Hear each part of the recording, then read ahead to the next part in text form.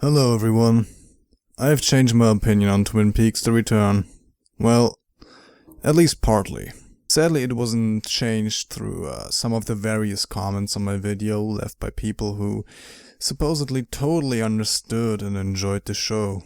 Those were only filled with insulting people like me who didn't like the show, calling us stupid and talking about how great the show was and how we, the people who did not appreciate it, just didn't get it. All, of course, without reasoning, because these people probably did not know what they were talking about either. What is it, though, that changed my opinion? It is this video by the YouTuber TwinPerfect. I will now go over my video from the 16th of September 2017 and comment on where my opinion is changed and where it persists. Damn good coffee. And hot.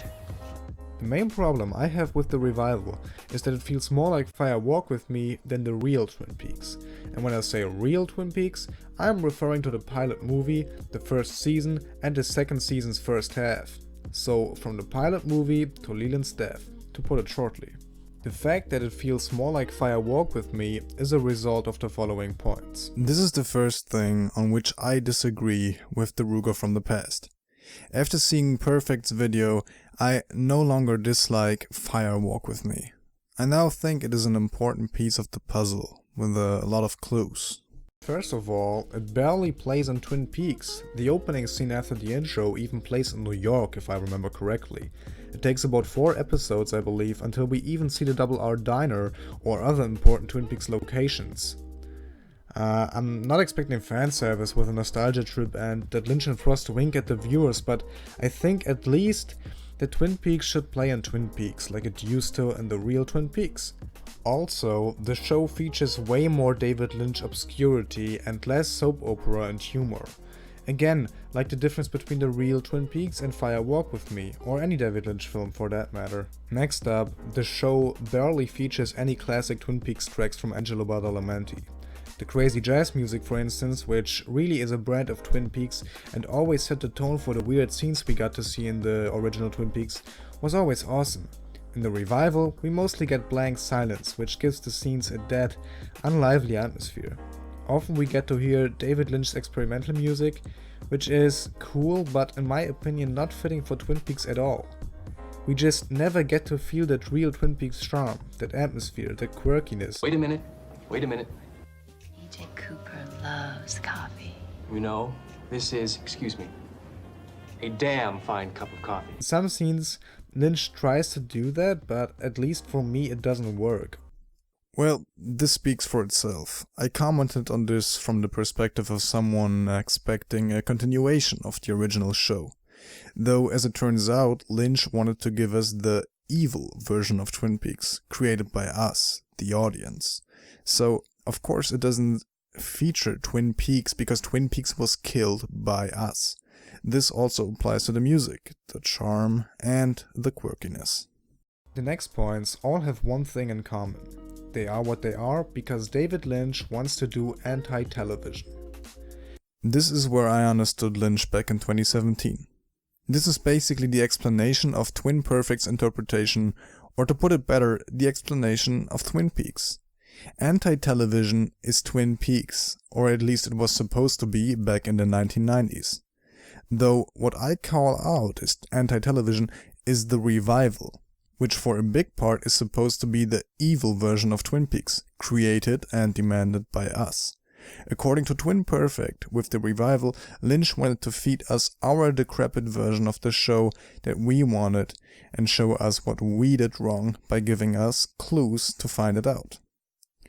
I find it funny that I called it out back then, but basically applied it to the revival, not the original show. Does that mean that my perception is the opposite of the 90s audience of Twin Peaks? It is not possible to understand what is happening in the show. What is the plot? What strings can I pull together to get at least a clue? It is made like that on purpose, of course, but mostly I noticed I was more angry with the show than I was enjoying it. It is frustrating to watch something, be engaged in it, and knowing you'll never find out why everything is happening. With the revival, you only get more questions. you will never solve the puzzle, because this isn't a puzzle.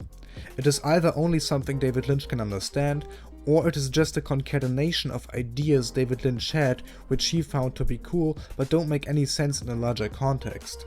So I, as a viewer, am forced to go to the meta level and try to get my enjoyment from a scene with two teens in the woods who are on drugs, because David Lynch despises drugs and shows us how awful they are in a cool scene?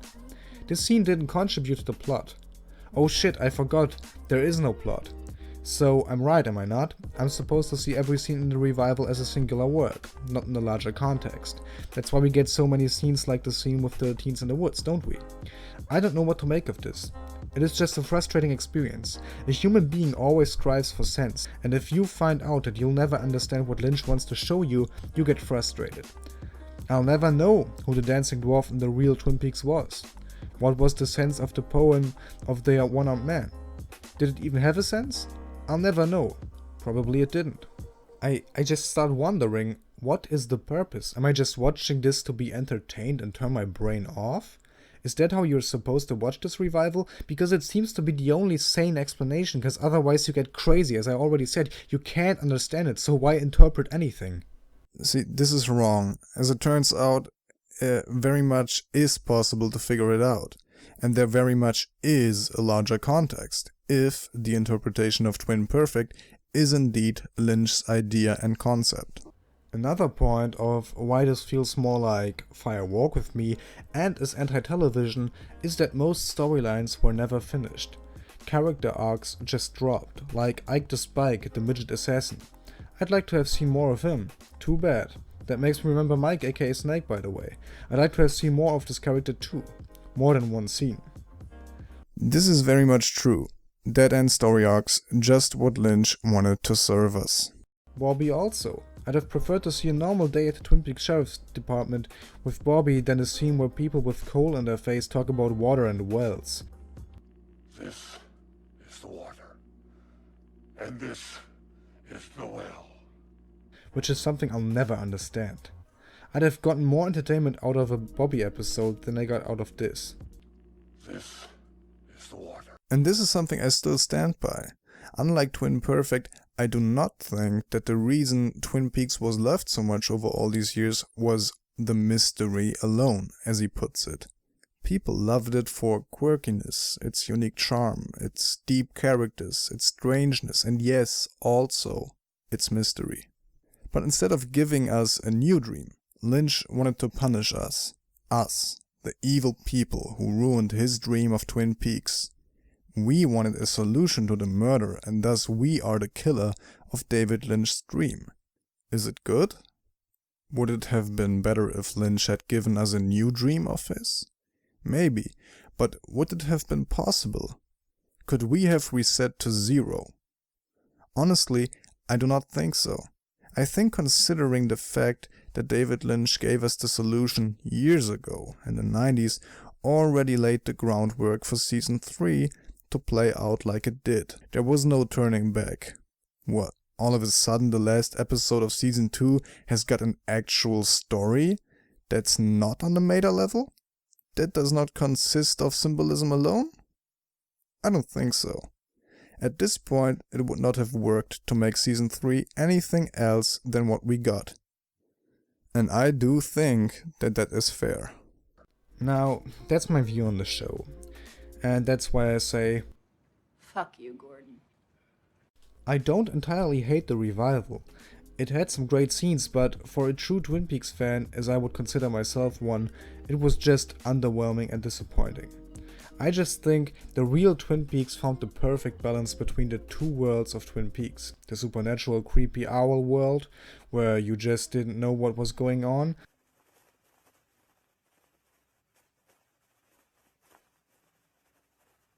and the cozy small town Cooper, Truman, coffee, donuts, and both weird, awkward, and funny scenes world.